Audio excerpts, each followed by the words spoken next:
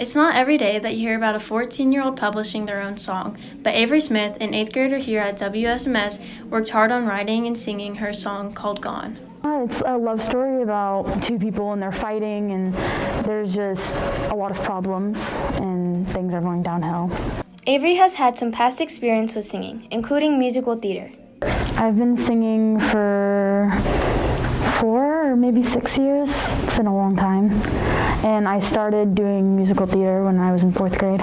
With the coronavirus still around, the song producing industry has taken a toll, and publishing songs has become slower and more difficult. Well, it was very comfortable. It was not freaky as I thought it would be. His whole family was there, my dad was there, and I mean, I trust them. They're like my second family, so I felt real comfortable. I didn't feel freaked out or anything. Avery has also had some past history with her producer, Johnny London. I've known him since I was 4 years old, and he used to babysit me and stuff. So now he started singing, he knew I sing too, and I just thought it would be really cool to do something with someone that I trust and know very well. Her song Gone will be streaming on all music apps soon. Pretty much any music app you can think of, YouTube, Spotify, iTunes, anything.